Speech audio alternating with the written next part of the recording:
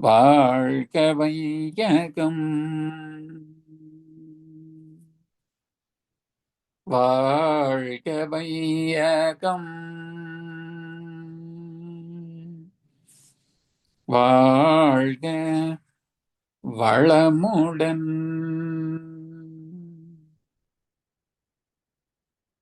சிந்தனையை, உடல் நலத்தை சீரமைத்து உய்வித்த குருவை வாழ்க, குருவே துணை. வேதாத்திரியம் வாழ்க வளமுடன்.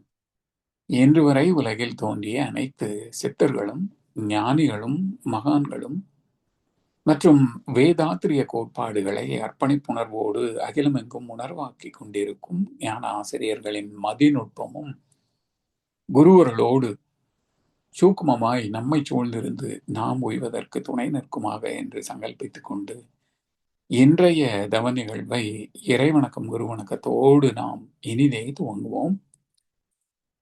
இறைவணக்கம் பாட அருள்நிதி சூர்யா ஜெயமணி அம்மா அவர்கள். வாழ்க வளமுடன். வாழ்க வளமுடன். குரு வாழ்க, குருவே துணை. இறைவணக்கம்.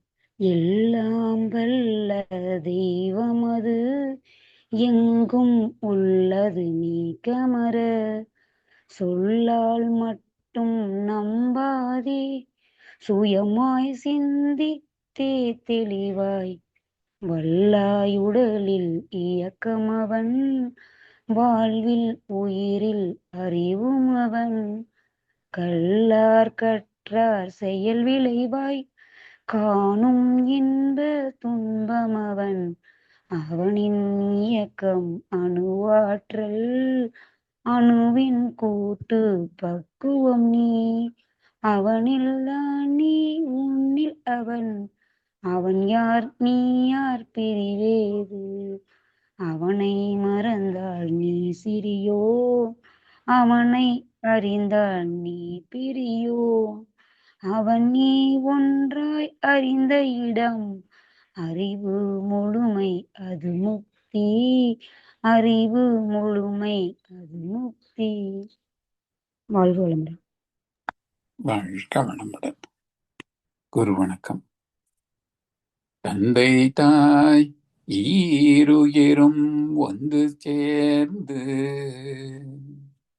தழைத்தொரு உடலாகி உலகில் வந்தேன், அந்த ஈருயிர் வினைகள் அறமோ மற்றோ அளித்த பதிவுகளெல்லாம் என் சொத்தாச்சு, இந்த அரும் பிறவியில் முன்வினை அறுத்து எல்லையில்லாமை பொருளை அடைவதற்கு வந்த ஒரு உதவி குருபுகிரின் சேர்க்கை, வணங்கி குரு திருவடியை வாழ்த்தி வாழ்வோம்,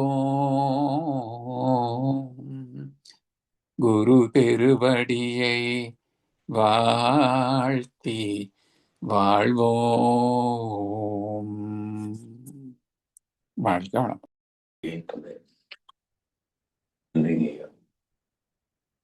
வாழ்க வையகம், வாழ்க வையகம், வாழ்க வளமுடன். குரு வாழ்க, குருவே துணை.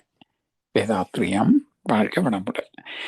இன்றைய 9 மைய தவத்தினை மிகச்சிறந்த முறையிலே வழி நடத்திய நமது பேராசிரியர் ஞானாசிரியர் அருள்நிதி கார்த்திகேயன் நாகேந்திரன் ஐயா அவர்களும் அவரது அன்பு குடும்பத்தினரும் அருட்பெயராற்றல் கருணையினால் உடல் நலம், நீளாயுள், நிறை செல்வம், உயர் புகழ், மெய்ஞானம் ஓங்கி வாழ்க வளமுடன், வாழ்க வளமுடன், வாழ்க வளமுடன். நன்றிகள் ஐயா.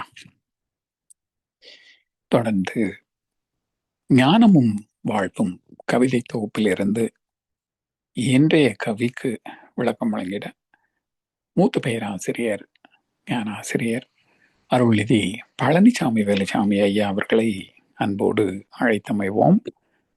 வாழ்க வளமுடன் ஐயா. அருமையான கவி. வாழ்க வளமுடன் ஐயா. வாழ்க வையகம், வாழ்க வையகம், வாழ்க வளமுடன். குரு வாழ்க, குருவே துணை. சான்றோர் பெருமக்களே, ஞானமும் வாழ்வும் கவிதை தொகுப்பின் தொடர் சிந்தனையிலே கர்மயோகம் பற்றிய கவிகளை சிந்தித்து வருகின்றோம். இன்றைக்கு தேவை உணர்வும் அறியாமையும் என்ற தலைப்பில் உள்ள கவி. அறிவினது வளர்ச்சியில்லா மக்களுக்கு அவசிய தேவை பொருட்கள் கிடைக்காவிட்டால் நெறி தவறி செயல் விளைக்கும் துணிவு உண்டாம். நிலவுலகில் இந்த நிலை மீறி மாற வெறி கொண்டு மனிதர் பலர் ஆற்றும் செய்கை விதம் பலவாய் துன்பத்தை அதிகரிக்கும். வறியோர் கல்லார் என்று இல்லாவாறு வாழ்வதற்கு திட்டமிட்டு நலனை காண்போம்.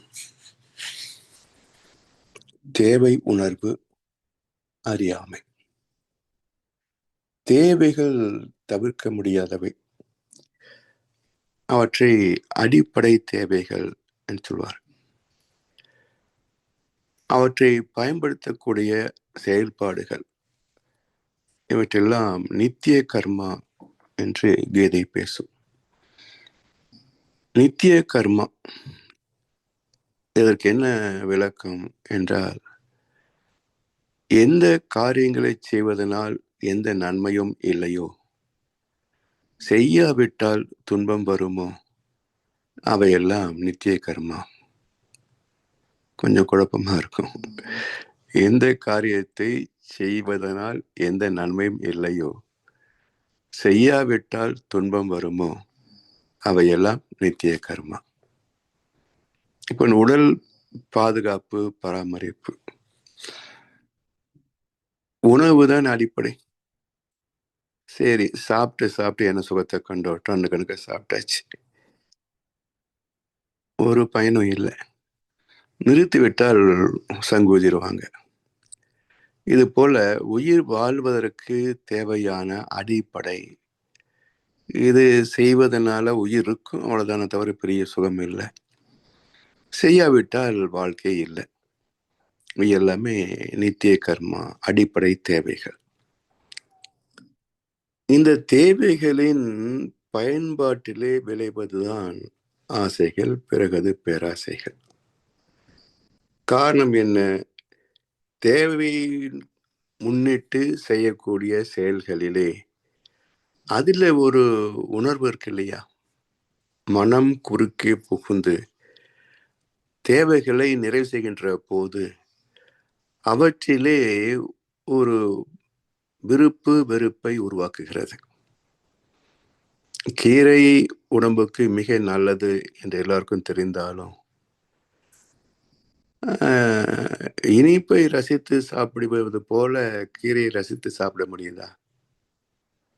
அப்ப விருப்பு வெறுப்பு என்பதை தேவையின் நிறைவு செய்யக்கூடிய காரியங்களிலே மனம் இடையே இணைந்து அவற்றிலே தனக்கு பிடித்தது பிடிக்காது என்று தரம் பிரித்து பிடித்ததை அளவுக்கு அதிகமாக தூய்க்க ஆசைப்படுவதும், பிடிக்காததை தவிர்க்க நினைப்பதும், வெறுப்பதும், இப்ப எல்லாமே மனதின் நாடகங்கள். அப்ப உடல் என்ற இயக்கத்திலே நமக்கு பெரிய சிக்கல் இல்லை. அதற்குள் மனம் இணைந்து விடுவதனால்தான் விருப்பு வெறுப்புகள். விருப்பம் உள்ளவற்றை அதிகமாக தூய்க்க வேண்டும் என்கின்ற போதுதான் உடல் ஏற்றுக்கொள்ள முடியுமா?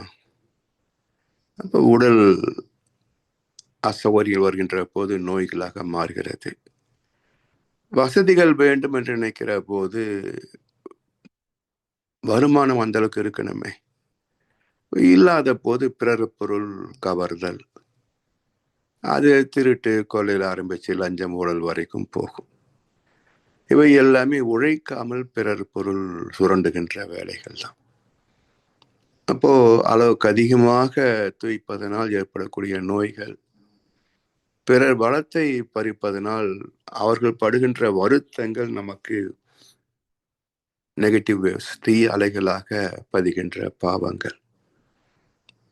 இவை இரண்டும் என்ன செய்து இயற்கையாக வர வேண்டிய அந்த இயல்பான சுகத்தை குறைத்து விடுகின்றன.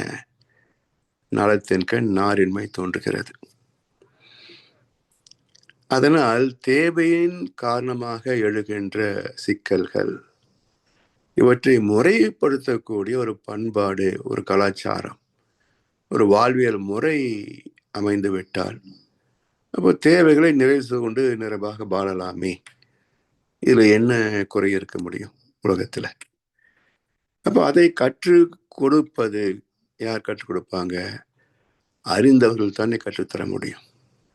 அப்ப வாழ்க்கையை பற்றி ஆய்ந்து பார்த்த சிந்தனையாளர்கள், அறிஞர் பெருமக்கள், சித்தர்கள், ஞானிகள், இவர்கள் உடல் கூரை கொண்டு, சமுதாய அமைப்பை கொண்டு, இயற்கை வளத்தை கொண்டு தெய்வ நீதியை மதித்து வாழ்கின்ற ஒரு வாழ்வியலை வகுத்து தந்தார்கள். ஆனா ஏற்றுக்கொள்ளக்கூடிய மனசு வருவதில்லையே. சுகபோகங்களிலே தன்னை இழந்துவிட்ட மனம் துன்பம் வந்த போதிலும் அதற்கு ஏதாவது மாற்று தேடுமே தவிர தன்னை திருத்திக் கொள்ள விரும்பாது. இதுதான் மனசுடைய இயல்பே. ஏனென்றால் அந்த துன்பம் வரும்போது உடல் துடிக்கும், மனசு சேர்ந்தது அழுகும். அதன் பிறகு மனசு அதை மறந்துடலாம். ஆனா இந்த துன்பத்தின் பதிவு, இந்த வியாதி மேற்கொண்டு தீவிர வியாதியாக மாறுவதற்கான பதிவு உடம்புல தான் இருக்கு, உடம்பு செல்களுக்கு தான் இருக்கு. அப்போ லேசாக ஆரம்பித்த ஒரு பிபி காலப்போக்கில் மருந்துக்கே கட்டுப்பட முடியாத அளவுக்கு கூட போகும். மனசு அந்த அளவுக்கு அதுல சந்தித்த துன்பத்தை நினைவு கூறுமா? அதனால் இந்த தேவை அறியாமை, இந்த இரண்டுக்கும் இடையே நடக்கின்ற ஒரு போராட்டமே இந்த வாழ்க்கையின் அனைத்து சுக துக்கங்களுக்கும் காரணமாகிறது. அதனால் அறிவினது வளர்ச்சி இல்லா மக்களுக்கு, அறிவு எல்லாருக்கும் இருக்கு, ஆனா அது வெறுமனே பழக்க பதிவுகளை மட்டுமே சார்ந்திருப்பதனால ஏற்கனவே பெற்ற பழக்க பதிவு என்பது சுகம் துக்கம் மாறி மாறி துய்த்த அனுபவங்கள் தான். அதே போல சுகத்தை அதிகமாக நாடுகின்ற பதிவும் உள்ளேயே இருக்கு. அப்போ ஒவ்வொரு தலைமுறையிலேயும் ஆசைகளின் வேகம், சினத்தின் வேகம் பெருகிக்கொண்டே போகிறது, கவலையின் தாக்கமும் பெருகிக்கொண்டே போகிறது. அப்போ சுகமான ஒரு வாழ்க்கை என்பது குறைந்து கொண்டே வருகிறது. அப்போ இந்த துன்பத்தை நீக்குவது என்றால் இறைநிதியை சார்ந்து வாழ்வதை தவிர மாற்று வழியே கிடையாது. ஆனால் இறைநீதியை மதித்து வாழ்கின்ற வரைக்கும் சுகம், அதை அலட்சியப்படுத்துகின்ற அளவுக்கு துக்கம். அப்ப இணைந்து வாழ்வதற்குரிய போராட்டமே குருச்சேத்திரம். தொடர்ந்து ஒரு போராட்டம் இருந்து கொண்டேதான் இருக்கு. இந்த போராட்டத்தை எப்படி வெல்ல முடியும்? மனதின் ஆட்டத்தை கட்டுப்படுத்தக்கூடிய வலிமை யாருக்கு உண்டு? அரக்கனை வெல்லும் திறம் தெய்வத்துக்குத்தானே உண்டு. அதே போல இந்த ஆசைகளின் போராட்டத்தை வெல்லக்கூடிய வலிமை யாருக்கு உண்டு? மனதை வெல்லக்கூடிய வலிமை அறிவுக்குத்தான் உண்டு. அப்போ அறிவை வளர்க்க வேண்டும். அறிவு இருக்கு. பாரதியார் அழகா சொல்லுவாரே, எண்ணிய முடிதல் வேண்டும், நல்லவை எண்ணல் வேண்டும், திண்ணிய நெஞ்சம் வேண்டும், தெளிந்த நல்ல அறிவு வேண்டும். அறிவு எல்லாருக்கும் இருக்கு, ஆனா தெளிவாக இல்லை, நல்லதாக இல்லை. ஏன் நல்லதாக இல்லை? அடுத்தவர் வாழ்வது பொறுக்க முடிவதில்லை இல்லையா? அடுத்தவர் வசதியாக வாழ்வதை பொறுக்க முடிவதில்லை. அப்போ நானும் அவரை போல வாழணும்னு நினைக்கிற போது குறுக்கு வழி. அப்போ சிக்கல் தானே வருது.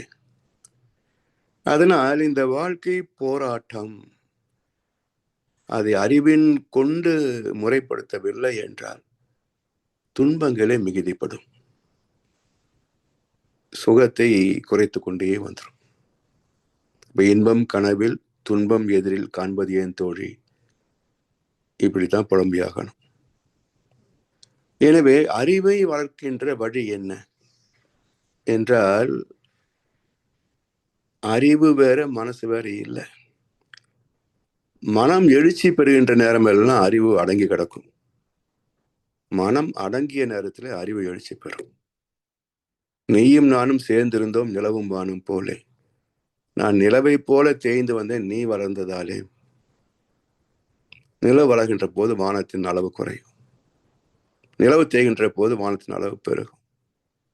இதே போலதான் அறிவுக்கும் மனசுக்கும் ஒரு போராட்டம். உணர்ச்சிகள் வெல்லுகின்ற போது அறிவு தோற்று போகிறது, குறைந்து போகிறது. உணர்ச்சிகள் அடங்குகின்ற போது அறிவு மேன்மைக்கு வருகிறது. அப்ப இருக்கின்ற ஒரே அறிவு தான், அது வளர்வதோ தேய்வதோ கிடையாது. அறிவு தானே.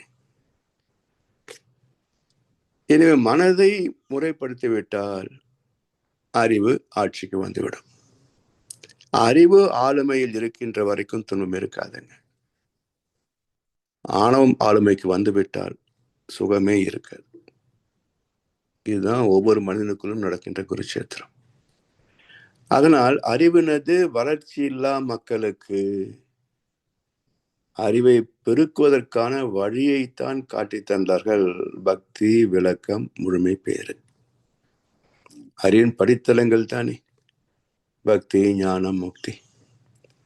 அப்ப நம்பிக்கையில் தொடங்குகின்ற வாழ்க்கை. எல்லோருமே ஏதோ ஒரு வகையில நம்பிக்கை வைத்து தான் வாழ முடியுமே தவிர நம்பிக்கை இல்லாமல் வாழ்க்கை கிடையாது. அந்த நம்பிக்கை தெய்வத்தின் மீதும் இருக்கு. ஆனா எப்படி இருக்கிறது என்றால், தெய்வம் நம்மை போல் ஒரு மனிதன் துதி பாடினால் மகிழ்ச்சி அடைந்து நமக்கு அள்ளி கொடுப்பான். துதி பாடினால் மகிழ்ச்சி அடைந்து அள்ளி கொடுப்பான். இது மனிதர்கள் செய்வார்கள், இறைவன் செய்வானா? அப்ப இறைவன் மனிதனை போல் இல்லை என்ற கருத்து மக்கள் மனதிலே பதியாத வரைக்கும் இந்த கருத்து மறையாது. அதனால் கோவிலுக்கு போன்ற பக்தர்கள் எல்லாம் பாருங்களேன், யாராவது ஞானத்தை கேட்கிறார்களா, தர்மத்தை பின்பற்றணும்னு ஆசைப்படுகிறார்களா? எல்லாரும் நான் நல்லா இருக்கணும், வசதி வரணும், வீடு கட்டணும், கார் வாங்கணும், கல்யாணம் ஆகணும், வேலை கிடைக்கணும், வியாதி தேரணும், பிரச்சனை தேரணும், கேஸ்ல ஜெயிக்கணும். இந்த டிமாண்ட் லிஸ்டோட போகக்கூடிய கடன்காரர்கள் தான் இவங்க எல்லாம். கௌரவ பேர் பக்தர்கள் உண்மையில் எல்லாம் பிச்சை எடுக்க போகிற பிச்சைக்காரர்கள் தான். இப்படி மாற்றம் வரும். அதனால் தெய்வம் நம்மை கண்டு மகிழ்வதோ வெறுப்பதோ இல்லை. கற்றவர்கள், கல்லாதவர்கள், தர்மத்தை பின்பற்றுபவர்கள், அதர்மத்தில் வீழ்ந்தவர்கள் எல்லோரையுமே இறைவன் தான் நடத்தி கொண்டிருக்கின்றான். அவரவர் செயலுக்கு தக்க விளைவை தந்து கொண்டிருக்கின்றான். சோ இந்த தெய்வ நீதியை வலியுறுத்த வேண்டிய கடமை யாருக்கெல்லாம் இது தெரியுமோ அதை மக்களுக்கு கொண்டு செல்லணும். சரி, முயற்சி தான் செய்ய முடியும். யாரை கட்டாயப்படுத்தி கொண்டு வரக்கு நமக்கு என்ன அதிகாரம் இருக்கு? அரசியல்வாதிகள் விரும்பினால் இதை சட்டத்தின் வழியாகவே அமல்படுத்தலாம். அவர்களே சுயநலத்திற்கு அடிமைகள். பிறகு எப்படி மக்கள் நலம் சிந்திப்பார்கள்? அவங்களும் இல்லை. சரி, மக்கள் கால் விழுந்து வணங்குறார்களே மதவாதிகள், இவர்களா சொல்லலாமன்னா இவர்களும் சுயநலவாதிகள். சரி, பள்ளி கல்லூரியில பேசலாமா என்று சொன்னார். அங்கேயும் நோக்கம் அதிகமா மார்க் வாங்க முடியுமா? நீங்க பயிற்சி கொடுத்து எங்க மாணவர்களாம் செய்வதனால மார்க் அதிகமா வருமா? எங்க ஸ்கூலுக்கு பேர் கிடைக்குமா? அதான் நோக்கம். அந்த மாணவன் நல்லவனாக வாழ்வானே என்பது அந்த பள்ளிக்கு நோக்கம் இல்லை. அதே போல தொழில் அதிபர்கள் எல்லாருக்கும் பயிற்சி கொடுத்தா நல்லா வேலை செஞ்சா எனக்கு லாபம் அதிகமா வரும், அதுக்காகத்தான் பயிற்சி கொடுக்க சொல்றாங்களே தவிர என்னுடைய உழைப்பால் நல்லா இருக்கட்டும்னு நினைச்சு பயிற்சி கொடுக்குறாங்களா என்ன? அப்ப இந்த அற்புதமான பயிற்சியையும் செல்வந்தர்களும் அதிகாரிகளும் தான் பயன்படுத்த விரும்புகிறார்கள். அவர்கள் மற்றவர் மூலமாக சுகமாக வாழ ஆசைப்படுகிறார்கள். இப்படித்தான் நாம கொடுத்த பயிற்சி, பள்ளி, கல்லூரி, நிறுவனங்கள் எல்லாமே. அப்ப நோக்கம் வேறாக இருக்கிற போது எப்படி பயன் வரும்? செய்யும் தொழில் வளம் நோக்கம் காலம் இடம் ஒக்கவே சீர் விளைவாய் காந்த வழி திகழும் வரலாற்றலை. அப்ப தர்மம் தேய்ந்து கொண்டே போகிறது, அதர்மம் வளர்ந்து கொண்டே போகிறது. எனவே அறிவின் வளர்ச்சியில்லா மக்கள் அது குறைபாடு கிடையாது. முட்டாளாகவே பிறந்து முட்டாளாக வாழ்ந்து வளர்ந்து செத்து போறானே, இதுதான் மிக பெரும் கொடுமை. அவன் செத்து தொலைஞ்சாலும் பரவாயில்ல, 4 பேர்த்து விட்டுட்டு போயிடுறான். விதி என்ன செய்யும்? ஒரு முறை கோயம்புத்தூர்ல மருதமலைக்கு போயிருந்தேன். அப்போ வண்டியில போகல, பஸ்ல போனால அங்க மலை வண்டிக்கு கியூல நின்னேன். எல்லாரும் நின்று இருந்தாங்க. ஒரு அம்மாவும் 2 குழந்தைகளும் வந்தாங்க. அந்த கியூவில் நிக்கல, அங்கே கீழே உட்காந்துட்டாங்க. பஸ் வந்த உடனே எல்லாருக்கும் முன்னாடி குடுகுன்னு ஓடி போய் உள்ள ஏறிட்டாங்க. இது யாரும் ஏன் இப்படி பண்ணினே கேட்கவும் இல்லை. ஸோ இந்த ஒழுங்கீனம் ஏற்றுக்கொள்ளப்பட்ட வாழ்க்கை முறை. இப்ப நான் யோசிக்கிறேன், இந்த அம்மா அப்பா கூட பரவாயில்ல, அந்த சின்ன குழந்தைக்கு என்ன கற்றுக் கொடுத்தாங்க? கியூல நிக்கிறதெல்லாம் வேஸ்ட்ரா, முட்டாள்தனம். Might is right. அந்த ஏறி போய் உட்காந்துக்க எவன் தள்ளிவிட போறான்? இப்படித்தான் குற்றங்கள் பெருகிக் கொண்டே போகின்றன. அப்போ அறிவு வளர்ச்சி இல்லாத மக்கள் வாழ்ந்து முடிந்தால் கூட தப்பு இல்லைங்க. அதனால பெத்து விட்டுட்டு போயிடுத. அப்போ 2 4 ஆகி 4 8 ஆகி 4 8 ஆகுது, 4 16 ஆகும். இப்படி ஒரு வளர்ச்சி இருந்தால் எப்படி சமுதாயம் அறிவை வளர்ப்பது சொல்லுங்க?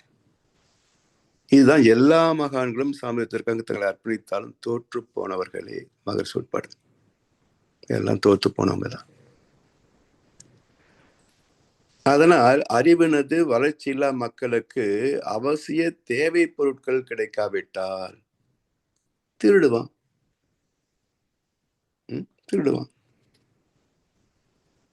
அந்த திருட்டு தவறு தர்மம் அல்ல என்பது கற்றுக் கொடுத்தால், அதைப்படி வாழ வைத்தால் தானே தெரியும். அப்ப யார் திருடல? நீங்க அரசாங்க ஊழியர்கள்ட்ட கேட்டா யாரு கம்ப்ளைண்ட் பண்ணிக்க? ஏன்னா முதலமைச்சரை வாங்குறாரு. அப்புறம் இவனை எப்படி கண்ட்ரோல் பண்ண முடியும்? நீ யார்கிட்ட சொல்லணுமோ சொல்லிக்கோன்றான். அப்போ பிறர் வளம் பறிப்பதை கட்டாயப்படுத்தி வசூல் பண்ற நிலை எல்லாம் சமூகத்தில் இருக்குங்க. ஒரு காலத்துல 1000 2000, இப்பெல்லாம் 50,000 20,000 1 லட்சம் கேட்கிறாங்க. வீடு கட்டி முடிக்கிறதுக்குள்ள அவன் படுற பாடு. இப்படி நெறி தவறி செயல் விளைக்கும் துணிவு உண்டாம். நில உலகில் இந்த நிலை மீறி மாற, முறை மீற முறை மாற ரெண்டுமே துன்பத்தை தான் தரும். வெறி கொண்டு மனிதர் பலர் ஆற்றும் செய்கை என்ன ஆத்திரம் தெரியுங்களா? இங்கேயாவது நீங்க ஏன் எதுக்குன்னு கேள்வி கேட்டு பாருங்க. மறு வார்த்தை நாம தான் நொந்து போகணும். ஆனால் தவறு என்று தெரிந்த பிறகும் நமக்கு வருத்தத்தை தவிர்ப்பதற்காக பேசாம வர வேண்டிய நிலையில் இருக்கு.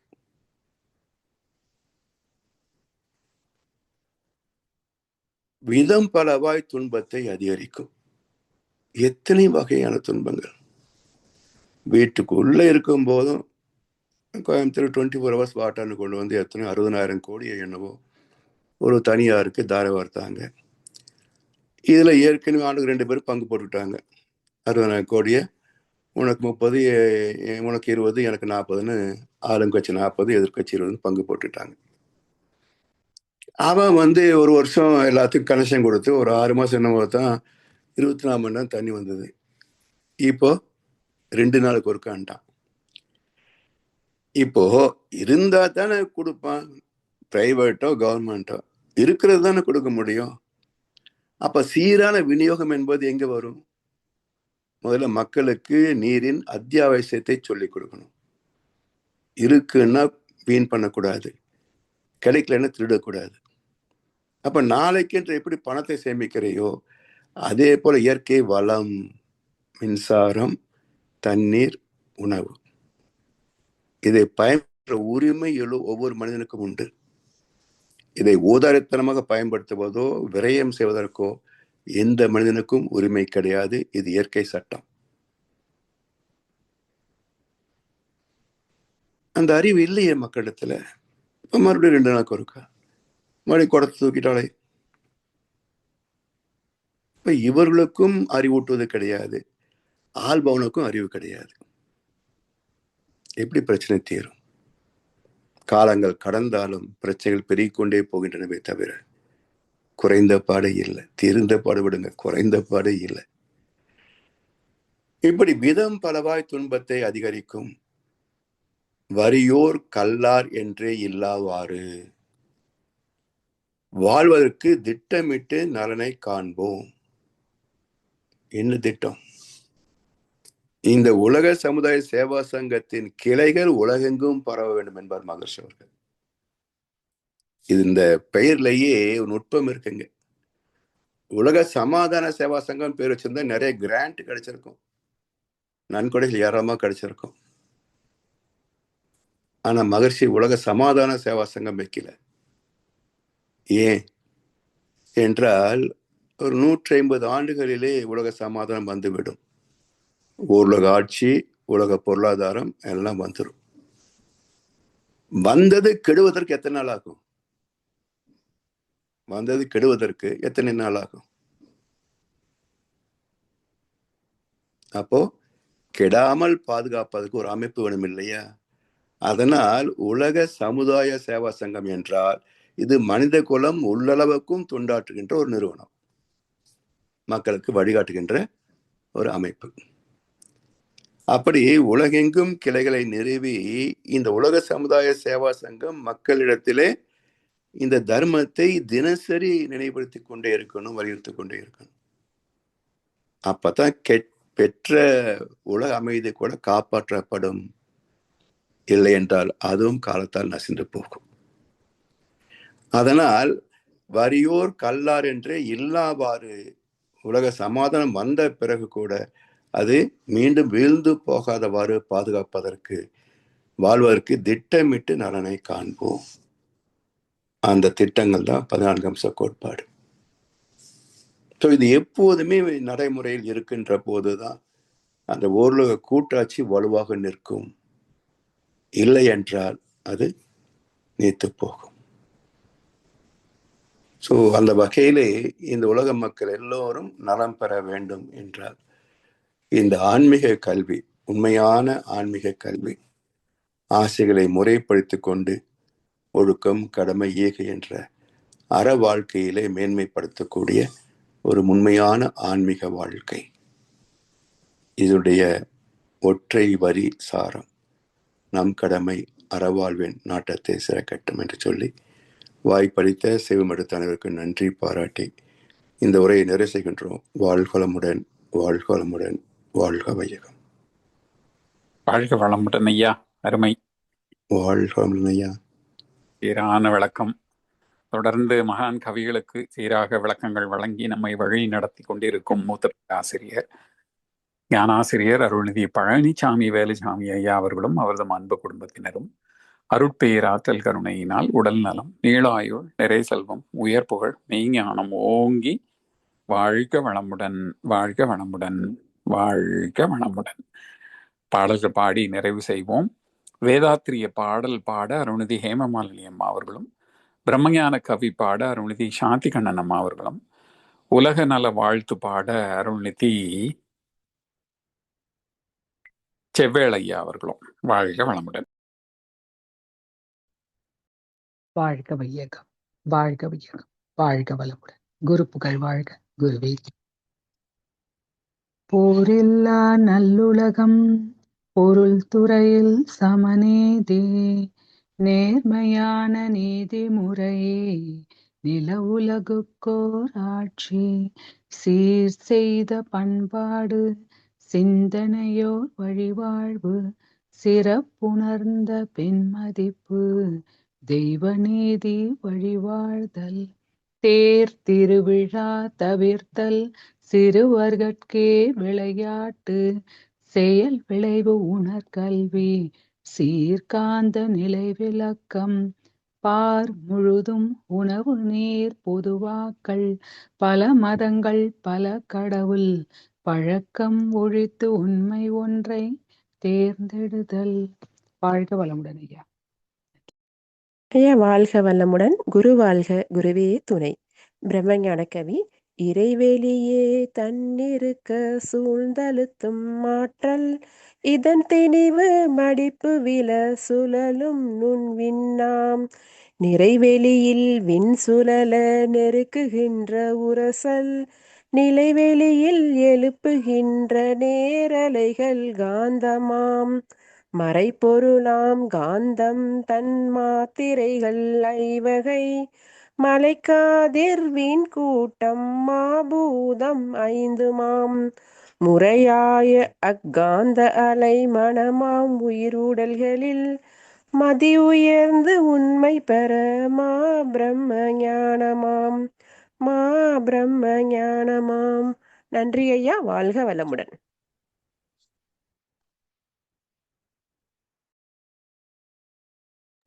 உலக நல வாழ்த்து பாட அருள்நிதி சூர்யா ஜெயமணி அம்மா அவர்கள்.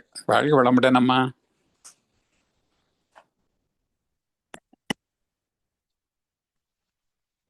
வாழ்க வளமுடன் ஐயா. உலக நல வாழ்த்து. உலகமிலாம் பருவமழை ஒத்தபடி பெய்யட்டும், உழவரெல்லாம் தானியத்தை உவப்புடனே பல தொழில்கள் புரிகின்ற பாட்டாளி உயரட்டும், பகுத்துணர்வில் தொகுத்துணர்வு பண்பாட்டை உயர்த்தட்டும், கழகங்கள் போட்டி பகை கடந்தாட்சி நடத்தட்டும், கல்லாமை கடன் வறுமை களங்கங்கள் மறையட்டும், நலவாழ்வை அளிக்கும் மெய்ஞான ஒளி வீசட்டும், நம் கடமை அறவாழ்வின் நாட்டத்தே சிறக்கட்டும், நம் கடமை அறவாழ்வின் நாட்டத்தே சிறக்கட்டும். வாழ்க வையகம், வாழ்க வையகம், வாழ்க வளமுடன். நன்றி. வாழ்க வளமுடன் ஐயா.